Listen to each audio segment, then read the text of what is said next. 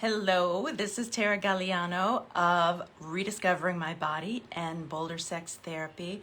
And I wanted to thank everyone for the questions that they've been sending recently.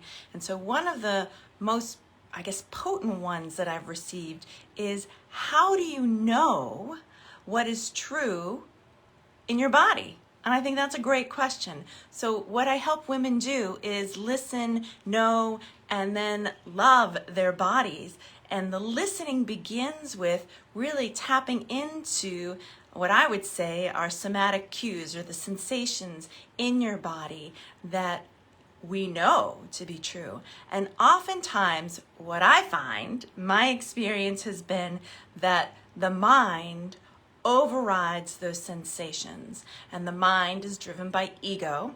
And so we have ideas of, this is the way it should be, this is the way that I've learned it to be, either because a yoga instructor has told us to be true, or a Pilates instructor, or somebody who knows that we give our experience of ourselves over to somebody else, that they are the expert for whatever reason.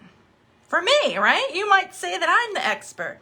And the reality is that we are the experts on our experience and on our bodies. But we are so good at overriding that still small voice within us saying, no, that can't be true, that we go through a lifetime not knowing what is true. And so my advice and what I do for my own self is to begin to listen to that still, small, quiet voice within myself. Sometimes it doesn't sound like a voice. Maybe it's just a sensation, but it's persistent and familiar. And so I want to just take a moment to tap into that. So just close your eyes if you're comfortable, or lower your eyes at a 30-degree angle so your gaze is soft, and just feel the stillness.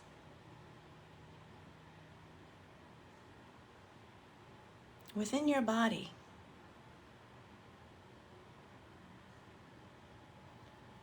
And bring your awareness to the top of your head and slowly scan down.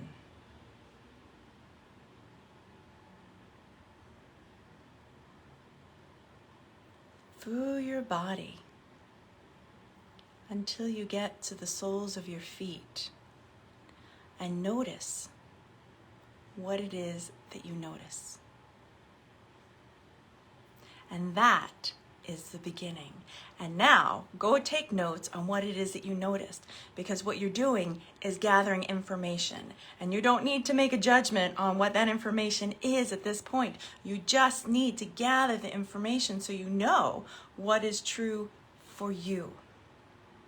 And so I'll just give you a story for myself, is that oftentimes in the past I would override that sensation until it accumulated in a chronic sensation in my being, and it was persistent and painful, and ultimately wound up as an appendicitis.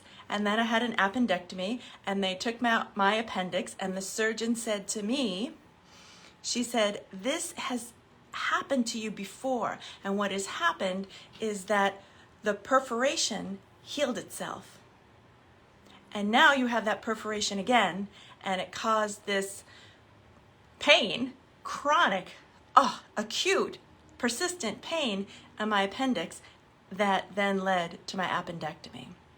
And what I learned from that was that what I learned from that was I had been consistently overriding the information that my body was giving me in a very gentle, loving way, and I didn't listen. And I didn't listen, and I didn't listen, and I took care of myself, and I exercised, and I ate right, and I did all the things I was supposed to be doing, but I did not listen to that still, small voice in my body until it needed to amplify enough that it got my attention. And boy, did it get my attention. So my offering to you is that you learn how to recognize those cues within your own body, and nobody can tell you what that is, only you can. So begin to trust yourself and know you'll make some mistakes and that's okay, but you're collecting data now, and soon you'll be so sure and so confident about what is true for you, you won't need to look and reference outside of yourself.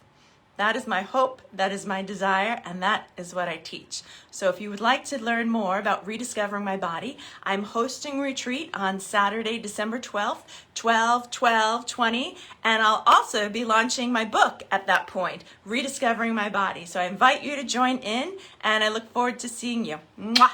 Bye!